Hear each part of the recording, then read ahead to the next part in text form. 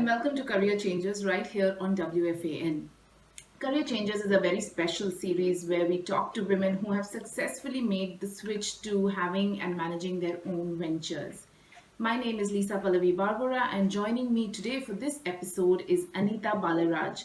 Anitha has an internationally successful executive coaching venture which she runs based out of Chennai. Hi, Anitha. Welcome to Career Changes. Anita, let's begin at the very start and why you decided to actually make this change while you were still at a very promising and successful career in the corporate world. Hi Lisa, thank you for having me today in your program. So, to answer your question, when I was doing my MBA quite some time back itself, we had a course called we had a course on career development and managerial competencies.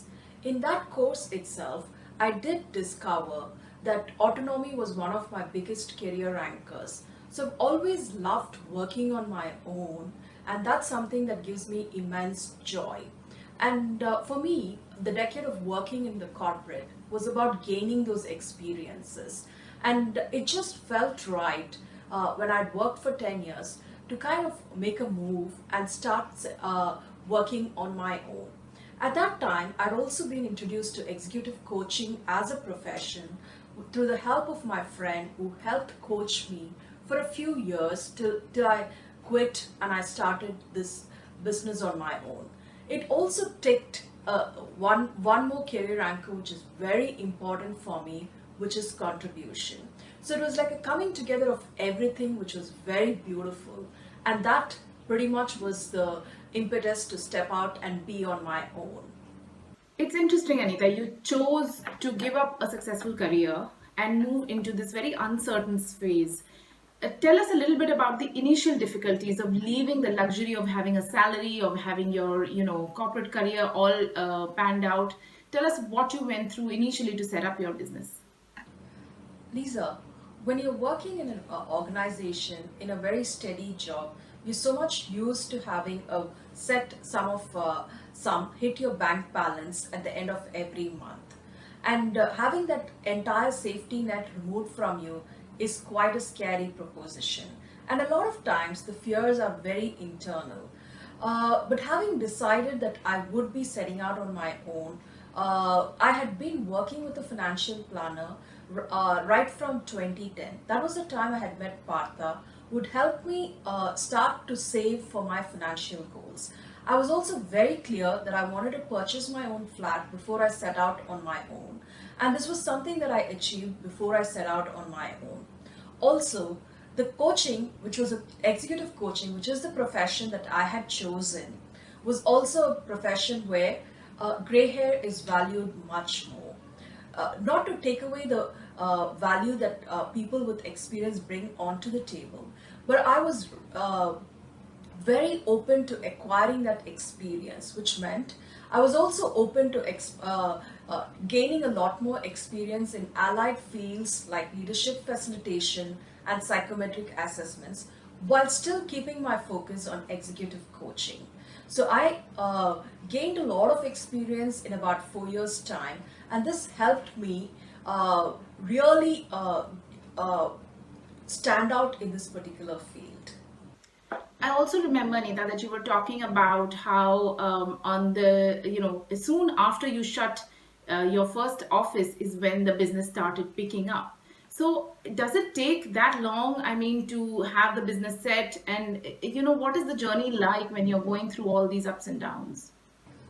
Yes, it did take me about 2 years to kind of be at a point where I could say that I'm comfortable with the amount of money that I was making, the kind of work that I was doing, and more importantly, say with satisfaction that I would never want to go back to my job.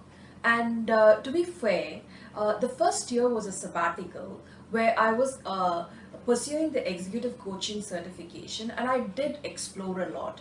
I did a yoga teacher training course during that particular year. And there were quite a bit of travel and a lot more trainings and certifications that I acquired during this year. Having said that, it's not easy at all. You always doubt self, and then family members and people ask questions. Is this the right thing that you're doing?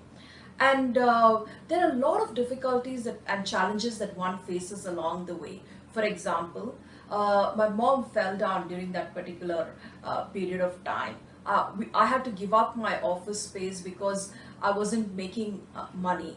So there were pretty much a lot of challenges, and I must be honest here, it's quite scary when you've been used to a very secure existence, and now it feels like the ground beneath your feet has vanished. But it's also exciting it's exciting and scary in parts. So it's a combination of things, is what I would say, and to always hold it out for the long haul is what I have. Anita, after you actually made the switch and started this new venture, talk to us a little bit about how much you had to change personally and in your professional qualifications as well to ensure that your venture is a success. Lisa, confidence and courage are traits which were inborn in me. I'm a hardcore introvert though, so for me to step out and build business relationships, to go out and ask for business was something which I had to develop along the way, which meant I had to build and invest in high quality relationships. So, relationship management and business development were skills that I picked up along the way. I don't know whether to call it as a personal thing that I had to, skill that said that I had to pick up, but definitely from a professional qualification point of view, I I did pick up the executive coaching certification. What I'm also very conscious of is being in the knowledge intensive field that I am in. I invest a lot in my professional growth and development. I try to do at least one big course and two small courses throughout a particular year. Upskilling is something that I'm very passionate about, and since learning comes very naturally to me, that's something which has helped me in my profession.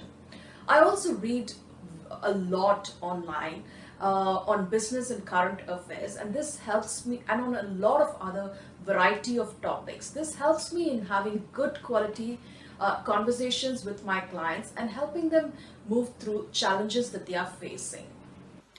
And emotionally, Anita, has it set you free? Has it brought you the happiness that you initially thought? This was an itch that you had even before you began your corporate career. So, does it tick all those emotional boxes for you? For sure, Lisa. I have more time for family. I meet more of my friends these days. I spend a lot of quality time with the people that matter in my life.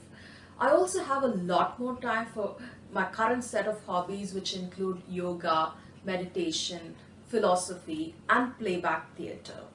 I recently had an accident which also set me back a little bit, but just being on my own gave me a lot more time for healing, and that's something which has been a blessing in disguise. Um, I would just say I'm much more a content person after having quit my job and being on my own. And this is something that really gives me a lot of joy and satisfaction. I'm constantly in a state of flow, which means I'm extremely happy to get up in the morning and go and do my work. And and that's something which is a blessing, is what I'm thankful to God and the universe for. Anita, before I let you go, can you please share with us what your biggest learning out of this experience has been? Now, you had the advantage of your corporate career, which helped you sort of, establish well in this venture as well. But there are many women who actually gave up their careers, perhaps to manage their homes, or didn't really get it started because of the same reason and would like to step out now. What would you say to them through your own experiences and learnings about how to make it successful? I think the first 2 years was very hard because one, I did not have any cash flows coming in, and also after I saw entire business cycle of ups and downs, including a lot of personal setbacks, including my own accident, giving up the office space, and multiple things like that.